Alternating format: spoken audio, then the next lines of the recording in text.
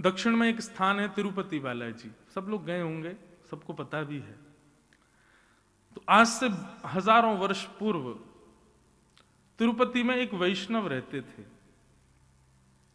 तिरुपति बालाजी की वो सेवा करते थे। तब इतना समृद्ध स्थान नहीं था, इतनी ज्यादा व्यवस्थाएं वहां पर नहीं थी। एक दिन जेठ का महीना, बहुत भीषण गर्मी, और क्योंकि तिरुमला पर्वत के ऊपर तिरुपति है तो गर्मियों के समय में यदि कभी आपको जाने का अवसर भी मिले तो भी देखेंगे कि बिना किसी कारण ही आपके समस्त वस्त्र जो है गीले हो जाएंगे, इतना पसीना आता है। इतनी गर्मी दक्षिण में तो पड़ती भी बहुत है। तो जो वैष्णव सेवा करते थे उनके मन में आया, इतनी गर्मी पड़ रही है, इतना गर्म मौसम हो रहा है, ठाकुर जी की नौका विहार के लिए एक सरोवर इस पर्वत के ऊपर होता तो कितना आनंद आता। हम ठाकुर जी को सरोवर में नौका विहार कराते, ठाकुर जी को थोड़ी शीतलता मिलती, आनंद आता। इतनी व्यवस्था नहीं थी, इतने लोग नहीं थे, तो दोनों दंपति, पति पत्नी दोनों लिए फावड़ा और लग गए खोदने सरोवर बनाने के लिए। अब दो लोग इतना बड़ा सरोवर बनाए तो कितनी व्यवस्था करनी पड़ेगी। बेचारे दोनों खोदते, फिर जितनी मिट्टी इकट्ठी होती उसको लेकर के जाते, दूर फेंकते। तो जो ब्राह्मण थे, उनकी जो ब्राह्मणी थी वो गर्भवती थी, उनके गर्भ में बालक था। वो जब मट्टी उठा करके दूर कहीं फेंकने जाती तो ठाकुर जी को बड़ी पीड़ा होती। बोले कि देखो हमारे सुख के विचार के लिए दोनों कितना श्रम कर रहे हैं। वो गर्भवती माता है, उनके गर्भ में बालक है, फिर भी देखो वो कैसे लगी हैं, धूप ताप कुछ विचार नहीं करती, हमारी सेवा में तत्पर हैं।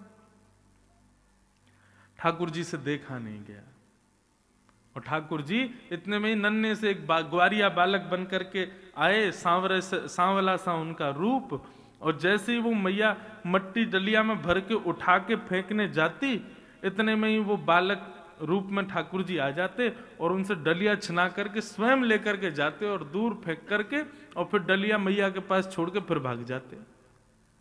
मैया बोली पता नहीं कौन नटखट बालक है, किसका बालक है, कहां से आ जाता है, मेरी डलिया उठा के भाग जाता है।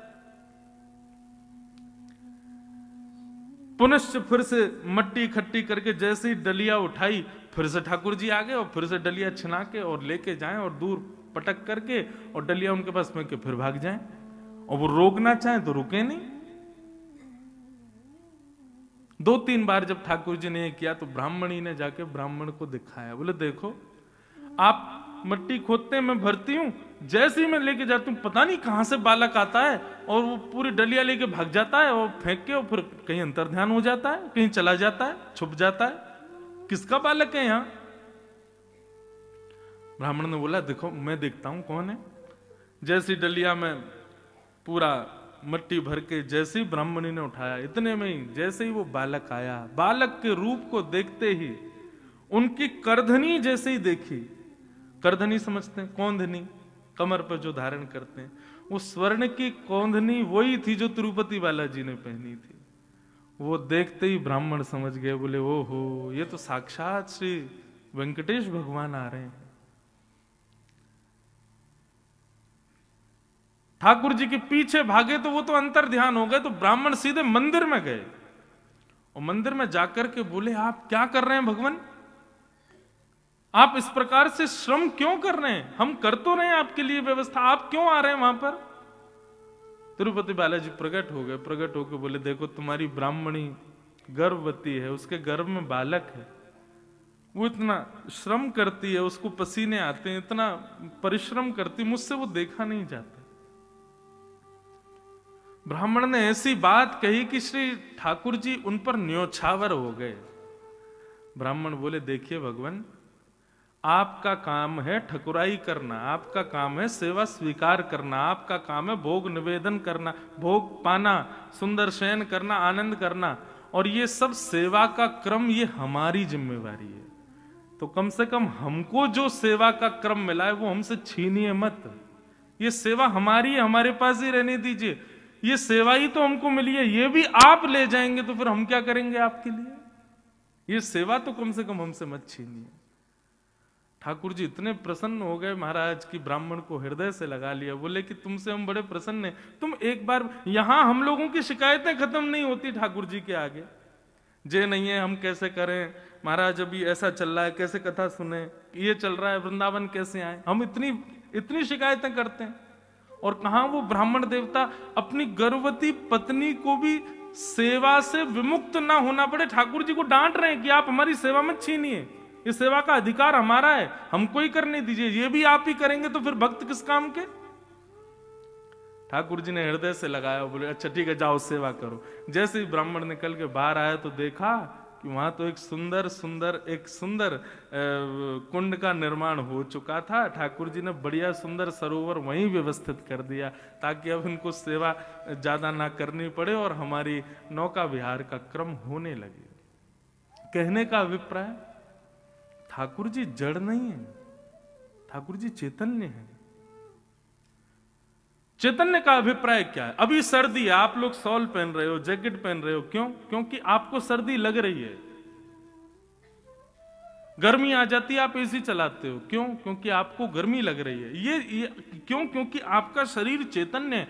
ऐसे ठाकुर जी भी चैतन्य है, ठाकुर जी जड़ नहीं है।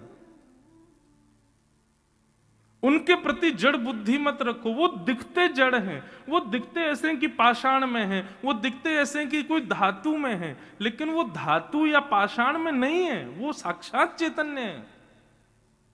और मैं तो ऐसा कह दूं तो कोई अतिशयोक्ति नहीं, ठाकुर जी आए थे जब हमारे पास तब जड़ थे, अब उनको चैतन्य करने की जिम्मेवारी हमारी है। अब वो चैतन्य हो, ये जिम्मेवारी हमारी है।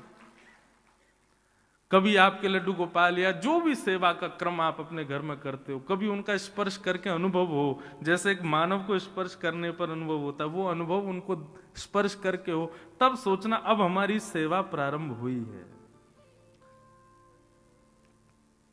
महाराज जी 60 साल से हमारे घर में ठाकुर जी की सेवा चल रही है, लेकिन जैसे 60 साल पहले थे वैसे अब भी हैं, तो इसमें क्या हुआ फिर? कोई अनुभव आपको हो। हमारे वृंदावन के श्री राधारमन लाल जी वहां के सेवायत बताते हैं कि ठाकुर जी को जब इत्र की सेवा की जाती है, पूरे दिन के खड़े ठाकुर जी दर्शन के बाद जब रात्रि में ठाकुर जी को इत्र लगाया जाता है, तो जैसे कभी कभी हमारे ऐसे रोए खड़े होते हैं ना, ऐसे ठाकुर जी को जब इत्र की सेवा होती है तो ठाकुर जी के भी रोए खड़े हो जाते हैं। अनुभव होता है कि जैसे मानो कोई चैतन्य हो। तो पहला, ठाकुर जी सत्य हैं, सत्य है। दूसरा, ठाकुर जी चैतन्य है, उनके प्रति चैतन्य भाव रखो। और तीसरा, ठाकुर जी आनंद घन है। हमारे पूज्य गुरुदेव भगवान कहते हैं कि जिसने अपनी सेवा में सत्य भाव और चैतन्य भाव प्रकट कर लिया, अपने ठाकुर जी के प्रति सत्य और चैतन्य भाव स्थापित कर लिया, उसी के ठाकुर जी फिर आनंद प्रदान करने लगेंगे। उसी के ठाकुर जी की सेवा में फिर उसको सुख मिलेगा, सुख नहीं आनंद मिलेगा। ऐसे भगवान के ये 3 रूप हैं, सत्य, चित्त और आनंद। सच्चिदानंद रूपाय, सत्य, चैतन्य और आनंद, ये भगवान के 3 रूप। इन तीनों को बंधुओं सदैव अपनी स्थिति में रखो, अपनी बुद्धि में रखो। जब भी आप सेवा करो, जब भी कहीं मंदिर में दर्शन करो, जब भी किसी तीर्थ स्थान में जाओ, इन 3 बातों को याद रखना कि ठाकुर जी सत्य है, वे चैतन्य हैं और वे आनंद है। दूसरी बात, विश्वोत्पत्त्यादि हेतवे। ठाकुर जी के कर्म क्या है? विश्व की उत्पत्ति करना, उसका पालन करना और उसका संहार कर देना। पहले तो विश्व को बनाते हैं, फिर उसका पालन करते हैं, अंत में उसको ध्वस्त कर देते हैं। ये ठाकुर जी के 3 कर्म हैं। तापत्रय विनाशाय श्री कृष्णाय वयम नमः। तापत्रय विनाशाय। अब ये बात बड़ी ध्यान से सुनना। 3 प्रकार के ताप होते हैं हमारे जीवन में। ताप किसको कहते हैं?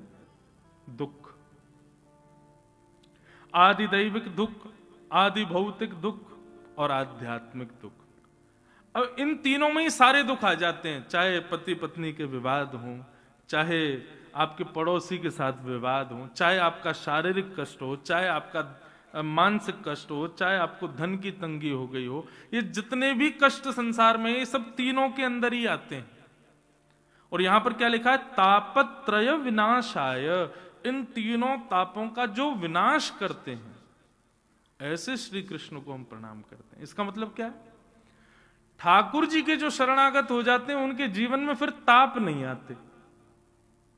पर अगर ये बात है तो मीराबाई का चरित्र उठा करके देखो, ताप नहीं आया उनके जीवन में। सूरदास जी का चरित्र देखो, क्या ताप नहीं आया उनके जीवन में? किसी भी वैष्णव भक्त का, गोस्वामी तुलसीदास जी का चरित्र उठा के देखो। आपको पता है गोस्वामी तुलसीदास जी का जब जन्म हुआ था तो जन्म लेते ही गोस्वामी जी के 32 दांत थे। और जब जन्म लिया तो जन्म लेते ही मुख से शब्द निकला राम। ये सुनते ही सारे गांव के लोगों ने हल्ला मचा दिया, बोले ये बालक अशुभ है, ये अच्छा नहीं है। बताओ, उसके 32 दांत हैं, ये मानवों जैसा हंस रहा है। 1 घंटे का बालक हंस रहा है, दांत दिखा रहा है, मुख से राम नाम बोल रहा है, ये बालक अशुभ है। मतलब गोस्वामी तुलसीदास जी की उपेक्षा जन्म से ही प्रारंभ हो गई थी। जन्म से ही उपेक्षा करने लगे थे लोग। आज जिस रामचरितमानस को घर घर में पूजा जाता है, जिस हनुमान चालीसा को हर बालक बोल करके अपने विद्यालय में जाता है, अपने कार्यों की सिद्धि करता है, उन हनुमान चालीसा और रामचरितमानस लिखने वाले गोस्वामी तुलसीदास जी जब पृथ्वी पर थे तब किसी ने उनका सम्मान नहीं किया। काशी में, बनारस में मानस जी लेकर के गोस्वामी जी घूमते थे, कोई स्वीकार नहीं करता। सब कहते ये कैसी भाषा लिखी है आपने, ये कोई भाषा है? लेकिन आज उन गोस्वामी जी को सब लोग, अभी हल्ला हो जाए कि छठी करा पर गोस्वामी तुलसीदास जी प्रत्यक्ष प्रकट होकर दर्शन दे रहे हैं, क्या होगा? हम अकेले व्यासपीठ पर रह जाएंगे, सब भाग जाओगे। उन गोस्वामी जी आगे, भैया दर्शन करो उनके, इतने श्रेष्ठ हैं। तो फिर यहां ये क्यों लिखा है कि तापत्रय विनाशाय? ठाकुर जी की शरणागत के ठाकुर जी तीनों तापों को नाश कर देते हैं। तो फिर किसी वैष्णव को ताप विमुक्त हमने क्यों नहीं देखा? एक भी भक्त ऐसा नहीं है जिसका आप मुझे नाम बता दें जिसके जीवन में कोई दुख ना आया हो। तो फिर इसका भाव का अर्थ क्या है? बहुत ध्यान से सुनना। ठाकुर जी की शरणागति होने के बाद, भगवत शरणागति लेने के बाद जीवन में कष्ट आएंगे, जीवन में दुख आएंगे, जीवन में विपत्ति आपत्ति ये सब आएगी, पर उसका प्रभाव और उसका अनुभव उतना नहीं हो। सांसारी व्यक्ति को जितने कष्टों का अनुभव होता है, आध्यात्मिक व्यक्ति को उतना नहीं होता। प्रमाण दिखाएं? अब वो तो देखना पड़ेगा, लेकिन बता देते हैं। सांसारिक व्यक्ति को आप 4 सब्जियां बना करके दे दो और बढ़िया उसको सब बिल्कुल व्यवस्थित करके और कहो भैया ले लो 2 रोटी पाओ प्रेम से, उसमें भी वो नमक मिर्च कम बता देगा, उसमें भी वो नाक मुंह मोड़ देगा, इसमें ये नहीं है, इसमें ये नहीं है, अरे मजे नहीं आ रहे, कुछ और बढ़िया डालो, नींबू निचोड़ो, इसमें थोड़ा मसाला डालो, जे करो। और वही भगवत वैष्णव भक्त हो, उसको आप 2 दिन बासी रोटी दे दो और उसमें ही थोड़े से टमाटर काट करके दे दो, या ठाकुर जी की कोई अमनिया प्रसादी हो, ठाकुर जी को भोग लगी हो, वो उसको दे दो। कैसी भी हो, बस ठाकुर जी की प्रसादी हो, वो बिल्कुल उसको प्रेम पूर्वक पालेगा। उसमें कोई किसी भी प्रकार का कोई भाव ऐसा नहीं रखेगा कि ऐसा क्यों। सांसारी व्यक्ति को वस्त्र पहनने के लिए कितनी मैचिंग देखेगा, ये देखूं, ये देखूं, ये देखूं। और वही भगवत व्यक्ति हो, वो कुछ भी पहन लेता, उसको कोई फर्क नहीं पड़ता है। सांसारी व्यक्ति को सोने के लिए गद्दा भी अपने अनुकूल चाहिए, लेकिन भगवत वैष्णव भक्त को तो सामान्य पृथ्वी मिल जाए वहीं लेट के सो जाता है। कहने का अभिप्राय, जब आपके जीवन में आध्यात्म स्तर बढ़ता है तो कष्ट तो जीवन में आते हैं, लेकिन आपको उसका अनुभव नहीं होता, उनकी अनुभूति कम हो जाती है, वे अनुभव होने कम लगते हैं। आध्यात्मिक होने का मतलब यह नहीं कि आपके जीवन से कष्ट चले जाएंगे। यहां पे ये बांध दो, यहां पे ये कर दे आओ, वहां पे वो कर आए, वहां पे चोला चढ़ाया आओ, वहां पे ये कर आओ, इससे कष्ट दूर हो जाएंगे। भाई प्रारब्ध है ये तो भोगना ही पड़ेगा। उससे कैसे बच जाओगे? बस ये हो सकता है कि आपने कोई प्रक्रिया कर ली तो कुछ दिन के लिए वो टल जाएगी, लेकिन वो आएगी लौट करके, उससे बच नहीं पाओगे आप। तो फिर अपने प्रारब्धों को स्वीकार कीजिए ना, उससे भागते क्यों हैं हम लोग?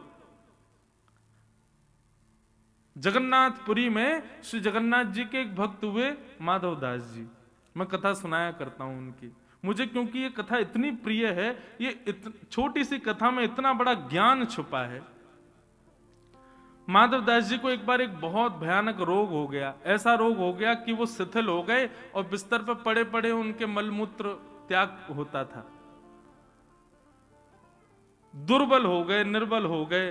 तब माधव दास जी पर दया आ गई जगन्नाथ जी को। जगन्नाथ जी बोले, माधव दास बेचारो या की कोई सेवा भी ना कर रहे हो, मैं जाऊं या के पास। तो ठाकुर जी आ गए और ठाकुर जी अपने अंजलि में जल भर के लाते और माधव दास जी के मलमूत्र को साफ करने लगे। माधव दास जी के जब नेत्र खुले, देखा जगन्नाथ भगवान सेवा कर रहे हैं। हाथ पकड़ लिया, बोले प्रभु क्या कर रहे हो आप? बोले तुम्हारी सेवा कर रहा हूं, तुम बहुत दुर्बल हो गए ना, बीमार हो गए हो। तो माधव दास जी ने कहा, आप तो भगवान हो, आप मेरी सेवा करना मंजूर मानते हो, इससे अच्छा तो मेरा रोग दूर कर दो। आप चाहो तो हो सकता है आप चुटकी बजाओ, मैं ठीक हो जाऊंगा। आप वो क्यों नहीं कर रहे हो? मेरी सेवा क्यों कर रहे हो? आप चाहो तो मैं तो बिल्कुल रोग निवृत्त हो जाऊंगा। तब भगवान ने जो बात कही वो सुनिए। ठाकुर जी कहते हैं, माधव, व्यक्ति संसार में अगर जन्म लिया है तो इसका मतलब है उसके प्रारब्ध बचे हैं, इसीलिए वो जन्म लेकर के आया है। और वो धीरे धीरे आगे बढ़ रहा है, इसका मतलब अब वो भोगेगा। एक समय आने पर उसके जीवन में कष्ट, विपत्तियां, आपत्तियां, चैलेंजेस आने शुरू होंगे ही होंगे, क्योंकि ये उसके पूर्व के प्रारब्ध हैं, इसीलिए उसका जन्म हुआ है।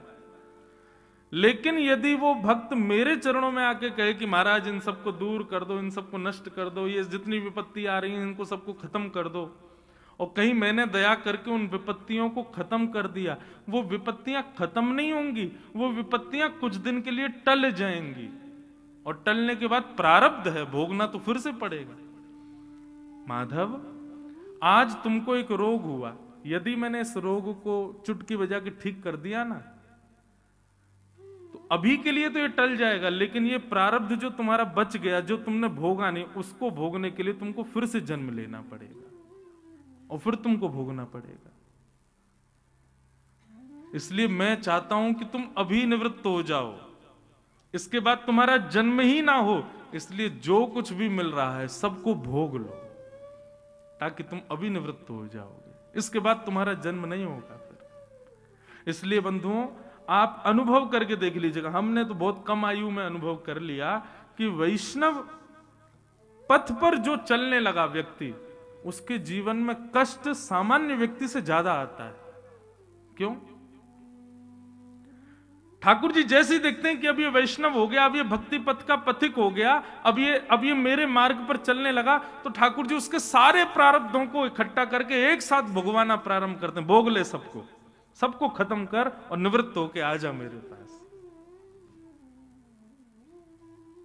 इसका मतलब क्या है? यदि आप 4-5 दिन बिना किसी विपत्ति के, बिना किसी आपत्ति के जी रहे हो, सब कुछ बढ़िया चल रहा है, जैसा सोचा था, जैसा विचार किया था, सब कुछ वैसा चल रहा है, तो घबराहट होनी चाहिए आपको। क्यों? ये आपत्ति विपत्तियां सब समाप्त हो गई, इसका मतलब आगे कोई बहुत बड़ा तूफान ठाकुर जी ने तैयार कर रखा है, आएगा। लेकिन हर दिन कुछ ना कुछ हो रहा है, हर दिन कुछ ना कुछ फेस कर रहे हैं हम, तो इससे भी प्रसन्न हो जाना। क्यों? ठाकुर जी निवृत्त कर रहे हैं, अब धीरे धीरे सब खत्म हो रहा है, स्वीकार करो। तापत्रय विनाशाय, ठाकुर जी तापों को विनाश नहीं करते। ठाकुर जी तापों का जो असर हमारे ऊपर होता है उससे हमको निवृत्त कर देते हैं। एक प्रकार से आज की भाषा में मैं कहता हूं कथाओं में कि भक्ति क्या है? भक्ति एनेस्थीसिया का इंजेक्शन है।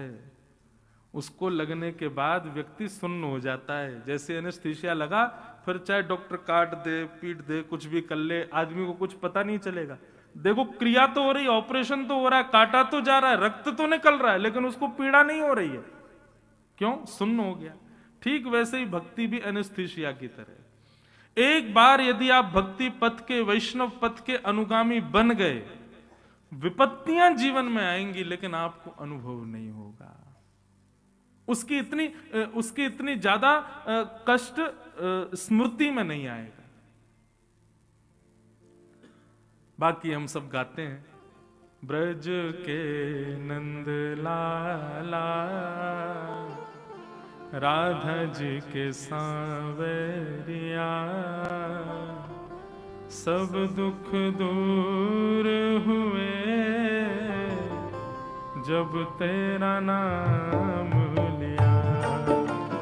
ब्रज के नंद लाला, राधा जी के सांवरिया, सब दुख दूर हुए जब तेरा नाम। करताल बजा के गाओ। ब्रज के नंद लाला, राधा जी के सांवरिया,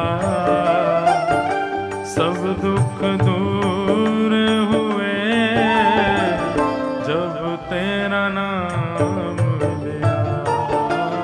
ब्रज के नंद लाला, राधा जी के सांवरिया, सब दुख दूर हुए जब तेरा नाम लिया। सब दुख दूर हुए जब तेरा नाम लिया। सब दुख दूर हुए जब तेरा नाम लिया। ओ मीरा पुकारे तुम्हें, गिरधर गोपाला, मीरा पुकारे तुम्हें, गिरधर गोपाला। मीरा पुकारे तुम्हें, गिरधर गोपाला, मीरा पुकारे तुम्हें, गिरधर गोपाला। ढल गया अमृत में विष का भरा प्याला। बन गया अमृत में विष का भरा प्याला। ओ विष का भरा प्याला, कौन मिटाए उसे जिस तूने राख लिया। सब दुख दूर हुए जब तेरा नाम लिया। सब दुख दूर हुए जब तेरा नाम लिया। ओ ब्रज के नंद लाला, राधा जी के सांवरिया, सब दुख दूर हुए जब तेरा नाम लिया। सब दुख दूर हुए जब तेरा नाम। श्री राधा रमन लाल की जय हो।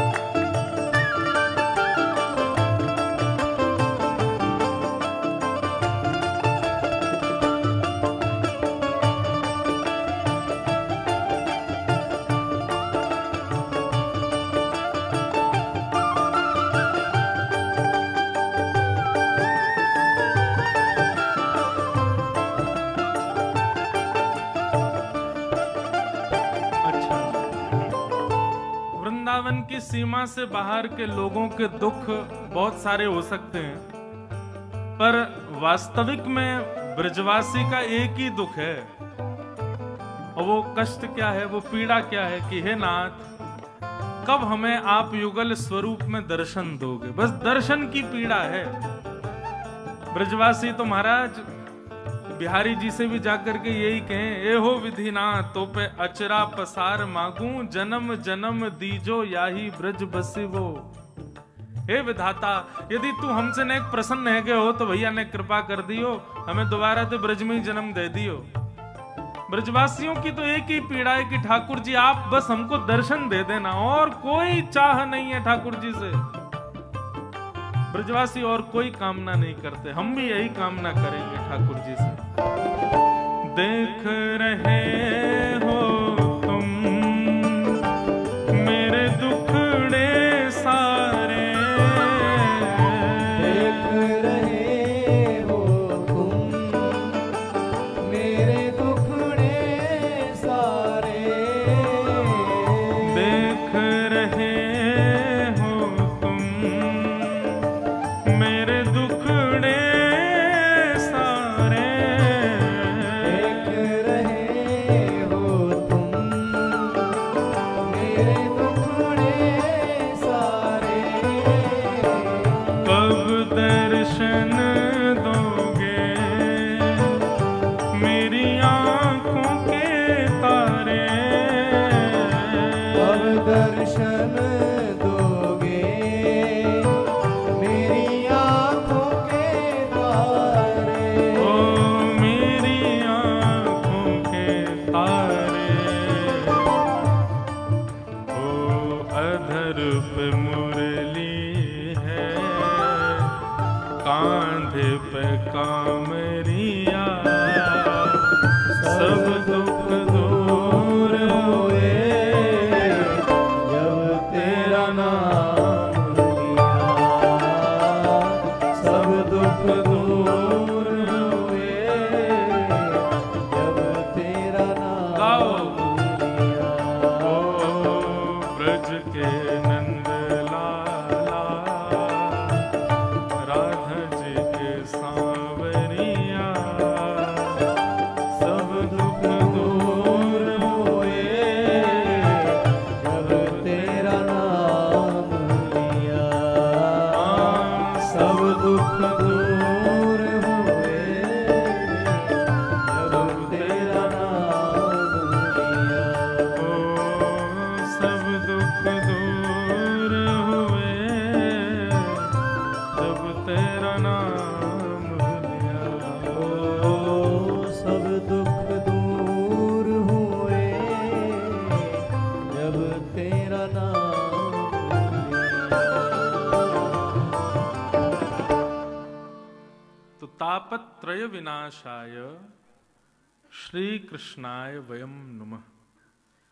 तो इस बात को आप लिख लीजिए, ठाकुर जी कष्ट दूर नहीं करेंगे। आप यदि उनके शरणागत हो गए तो पीड़ाएं दूर नहीं होंगी, बस पीड़ाओं का अनुभव कम होगा। और जैसे जैसे इस भक्ति मार्ग में आगे बढ़ेंगे, आध्यात्म मार्ग में आगे बढ़ेंगे, तैसे तैसे सांसारिक विपत्तियां कम होती चली जाएंगी। फिर विपत्तियां बदल जाएंगी। अभी विपत्ति क्या है? अभी विपत्ति सांसारी है। ऐसा हमने सोचा था, नहीं हो रहा, विपत्ति लग रही है। बेटा कोई ये काम नहीं कर रहा, विपत्ति लग रही है। बेटी से ऐसी अपेक्षा थी, नहीं मान रही, विपत्ति लग रही है। चाहते थे यहां घर बने, ऐसा हो वैसा, ये सब विपत्तियां हैं। लेकिन भक्ति मार्ग में आने के बाद में कष्ट केवल एक ही रह जाता है, और वो कष्ट क्या है पता है?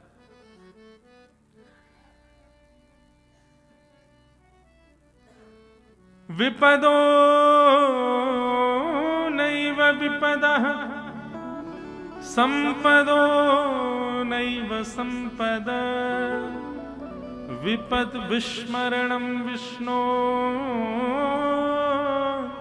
संपद नारायण स्मृति।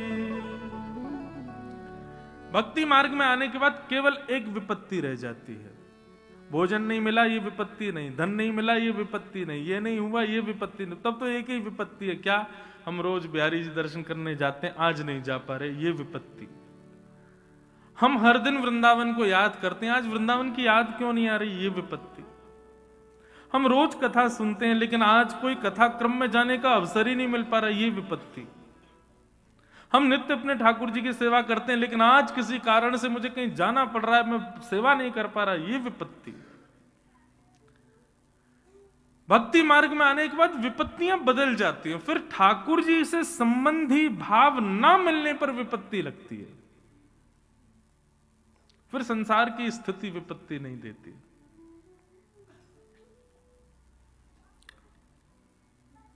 ये विपत्ति का कारण बन जाता है। विपद विस्मरणम विष्णु, ठाकुर जी की स्मृति ना होना ये विपत्ति का कारण लगता है। तो बंधुओं, ये बात आप समझ लें कि आध्यात्मिक होने से कष्ट जीवन से नहीं जाते, आते हैं, बस उनका अनुभव नहीं होता।